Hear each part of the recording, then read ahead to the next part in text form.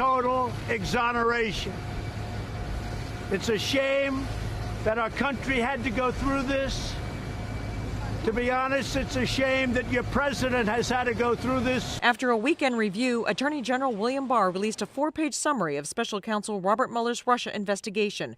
Mueller didn't draw a conclusion one way or another on whether the president obstructed justice. But Barr says the Mueller report concludes the investigation did not establish that members of the Trump campaign conspired or coordinated with the Russian government in its election interference activities. But Republicans say that won't stop Democrats from trying to bring down the president. They thought this report was going to show something they could impeach the president on. That is not seemingly going to happen. Now they have to figure out some way around that. Democrats have launched several investigations. There are also other ongoing state and federal probes into Russia meddling in the 2016 election and possible campaign finance violations that may involve the president and his family members. The special counsel is not bringing criminal indictments for collusion. There are other investigations going on which he's farmed out to the Southern District of New York, the Eastern District of Virginia, and they may or may not. Democrats are calling for full disclosure of Mueller's report, vowing to use subpoena powers if necessary. And now one of President Trump's lawyers says the White House will not ask for a copy of Mueller's full report. Jennifer Johnson, NBC News, Washington. A Tucson woman previously convicted of imprisoning her daughters will enter a change of plea tomorrow. An appeals court previously ruled Sophia Richter was not allowed to argue that she was compelled to keep the 3 girls inside their room by her husband. That husband, Fernando Richter, is serving a 62-year sentence for the same crime. Officials say the children were kept inside a single room for up to 2 years before they managed to escape. A man accused of killing his wife is now back in North Carolina, where he will be facing murder charges. 57-year-old Lynn Keel was arrested here in Tucson after a nationwide manhunt. You can see him there being brought back to North Carolina. Officials say Keel's wife disappeared from their North Carolina home nearly 2 weeks ago. Her body was then found in another county with multiple stab wounds. Search warrants showed that officials found multiple swords, a machete, and more than 60 guns inside the couple's home. And the search continues for a missing woman with Down syndrome. The Pima County Sheriff's Department needs help finding Sarah Galloway. She was last seen in the yard of her home near Sandario and Picture Rocks on Thursday. Galloway is 38 years old but functions as an 8-year-old. Authorities say she suffers from delusions and may not ask for help if contacted. If you see her, call 911 right away. Good evening to you at home. It was a warm day yesterday and it's another warm day. In fact, it's warmer today in the upper 70s still. 77 degrees is the temperature at the airport under mostly sunny skies, and winds are out of the northwest at 9 miles per hour.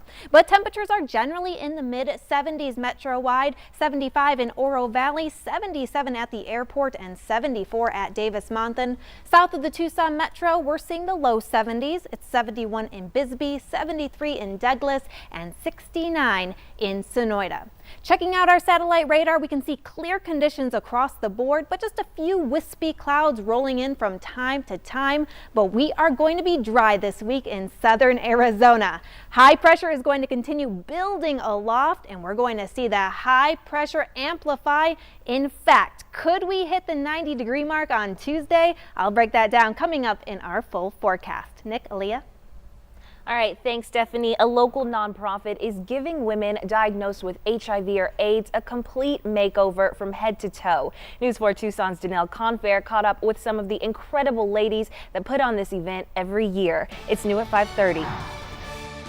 It makes me feel beautiful. Jolene McGee is one of the many women getting a makeover from head to toe this Sunday at the Nails Go Round and Eternal Beauty Lounge. I've been positive for a couple of years now, and it's been hard. This is the 5th year the salon has worked with Positively Beautiful to give women diagnosed with HIV or AIDS a day of glamour and relaxation. So they come in, they spend all day, we give them like 3 meals a day, we just hang out, we pump up the music, and it's a party. It's a party in the salon, and they walk out hopefully feeling a little bit happier and prettier and more confident. From nails to hair to makeup, volunteers made sure every woman there had a big smile. You know, we love doing this every year. It's like we can't wait for March because it's something we all look forward to. The Day of Glam helps these women look into the mirror seeing themselves, not a diagnosis. They get to meet other women who are living with HIV and AIDS, which sometimes that diagnosis can be a little isolating.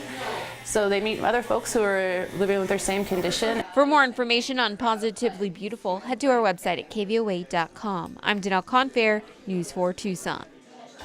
We have a traffic alert to let you know about. Starting on Monday, part of the intersection at Marana and Sandario roads will be closed for several days. That's because crews will be constructing a traffic control median. The town of Marana says traffic on Sandario will not be impacted, but those traveling on Marana Road will want to use the traffic circle located at Sandario and Marana Main Street. That area expected to reopen on Friday, March 29th. Their ship was stranded at sea. Half of the passengers had to be rescued by helicopters, but now a crippled cruise ship has finally reached port in Norway. Sarah Harmon spoke with British and American passengers. She has the latest on their frightening ordeal. Safe at last, their nightmare at sea finally over.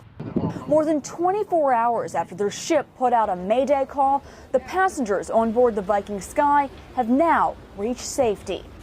The cruise ship was headed up the western coast of Norway on Saturday when it lost engine power, issuing a distress call just after 2 p.m. local time. Rough waves turned furniture into projectiles, injuring some passengers. The last 24 hours, it's very, very scary, very frightening. Kind of the best word, I suppose, is surreal. Big rogue wave crashed through, smashed through a window and the bulkhead support, and it felt like the Titanic. The extreme weather made lifeboats too dangerous. Instead, more than 475 people were airlifted off by helicopter, one by one. I think the roughest part was getting into the helicopter once we got all the way up. But anyway, the professional crew, helicopter crew, was awesome. That still left some 900 others on board as tugboats pulled the Viking Sky into a nearby harbor today.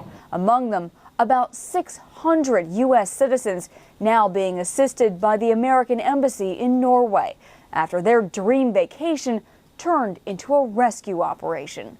Sarah Harmon, NBC News, London.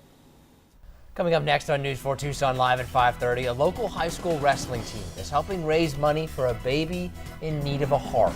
Plus, that Powerball jackpot, yeah, it just got bigger. Find out how much money is up for grabs. Keep it here in News 4 at 5:30. We'll be right back.